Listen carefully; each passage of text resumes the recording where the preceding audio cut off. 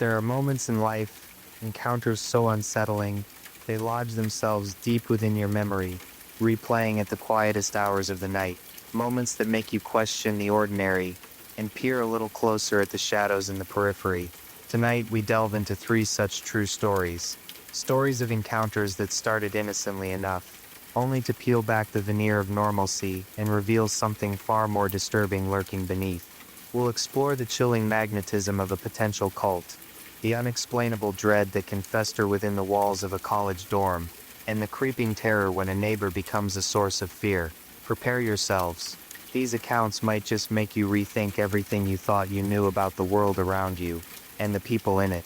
Our first story comes from someone who believed they were just having a casual conversation, until the words spoken started to paint a picture of something far more sinister. They call this the smile that hit a void. It was a Tuesday afternoon, I think. The kind of day that usually blends into all the others. I was at a local park, just trying to clear my head, sketching in a worn-out notebook. That's when he approached. He had this disarming smile, warm, almost unnervingly so. He commented on my drawing, something generic, but his eyes seemed to look right through me. He sat down, uninvited but not aggressively, just there, and he started talking. At first it was about art, about finding your purpose, standard stuff. But then the conversation began to meander into stranger territories. He spoke of a special community he was part of, a group of people who had found true clarity, who understood the real workings of the world. His voice was hypnotic, smooth, and utterly convinced of every word he uttered. He described their leader, a figure of immense wisdom and power, someone who could unlock your hidden potential. The way he spoke, it was less a description and more reverence. He started asking me questions, personal questions, about my dreams, my fears, my sense of belonging. It felt less like a conversation, and more like an interrogation wrapped in velvet. I remember a cold knot forming in my stomach.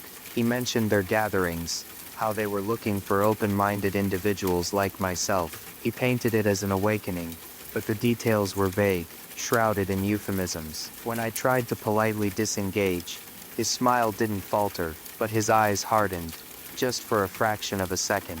He pressed a small unmarked pamphlet into my hand. "Think about it," he said, his voice still soft, but with an edge I hadn't noticed before. True belonging is a rare thing. I made my excuses, mumbled something about having to leave, and practically fled.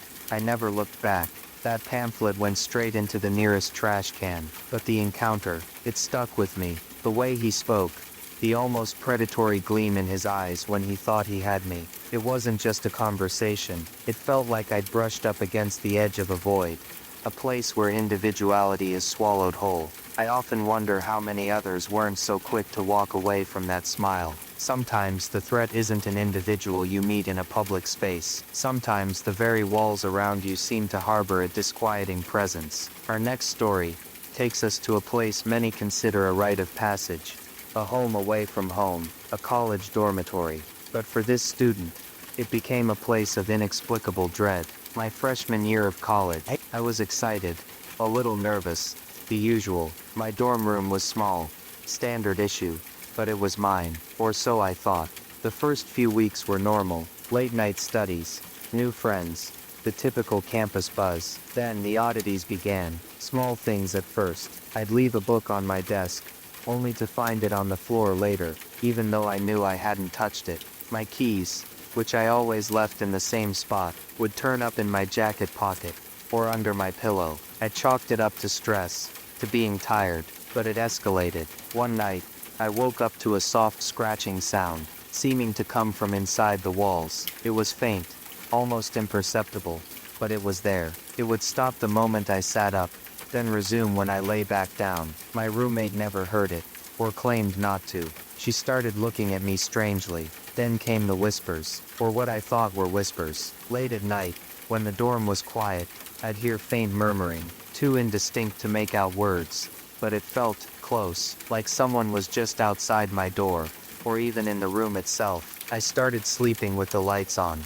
My grades began to suffer. I felt constantly on edge, like I was being watched. One evening, I came back from a late class to find my room rearranged, Not drastically, but subtly. My posters were slightly askew, my desk chair was pulled out at an odd angle, and on my mirror, traced in the condensation from the shower I hadn't taken, was a single smudged handprint, too small to be an adult's. My blood ran cold.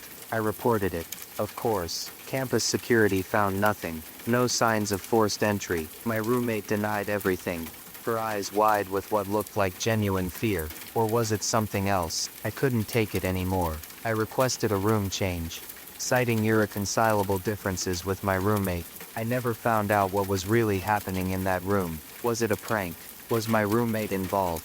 Or was it something else? Something the old brick and mortar of that dormitory had absorbed over the years. I still get chills thinking about that handprint on the mirror. Some places, I think, just hold on to things. From the unsettling confines of a dorm room, we move to a threat that can feel even more invasive, because it's right next door. A neighbor is supposed to be a part of your community, someone you can trust, or at least peacefully coexist with. But what happens when that trust is shattered? Friendliness curdles into something far more menacing. When he first moved in, he seemed quirky. That's the word I used. An older man, lived alone, always wore the same faded overalls, and had a habit of talking to his plants, loudly. He'd wave, a big toothy grin, and call out, "Howdy, neighbor," every single time he saw me. A little eccentric, I thought, but harmless. Then the little things started. He'd comment on my schedule. Late night at work again. "Huh," he'd say, even if I'd made sure to be quiet coming in. He knew when I had visitors, sometimes even mentioning them by name, names I'd never told him. "Your friend with the red car seems nice," he offered once, his eyes lingering a little too long. It was unsettling, but I tried to brush it off. Maybe he was just observant, lonely. But then came the gifts. A wilting bouquet of flowers left on my doorstep, a strangely carved wooden bird, things I never asked for, things that made my skin crawl. His waves became less friendly, more possessive. His smile didn't quite reach his eyes anymore. One night, I was watching TV, and I heard a faint tapping at my back window. My heart leaped into my throat. I crept over, peered through the blinds, and saw him, standing in my backyard, his face illuminated by the pale moonlight, just watching my window. His expression was blank, unreadable. When he saw me see him, he didn't flinch. He just slowly raised a hand, gave a little wave, and mouthed, "Howdy, neighbor." I called the police. They talked to him. He denied everything, of course, said he was just checking on a noise he heard. There was nothing they could do. After that, the overt action stopped, but the feeling of being watched intensified. I'd see his curtains twitch. I'd find footprints in the soft earth beneath my windows. I lived in a constant state of low-grade terror. I eventually moved, broke my lease, lost my deposit. It was worth it to get away from that wave, that smile, that chillingly calm "howdy neighbor." Some people aren't just quirky. Some people are a darkness waiting for an unlocked door. 3 stories. 3 individuals whose ordinary lives were punctured by the extraordinary, the unsettling, the terrifying. A reminder that the world can be a far stranger, and sometimes, a far more dangerous place than we like to imagine. The person who smiles too warmly, the unexplained creak in the floorboards, the neighbor whose gaze lingers a moment too long. Sometimes, these are just figments of an overactive imagination, and sometimes, they're not. What you've heard tonight are true accounts, shared by those who experienced them. They serve as a chilling reminder to stay aware, to trust your instincts, because sometimes, the most frightening monsters are the ones that look just like us.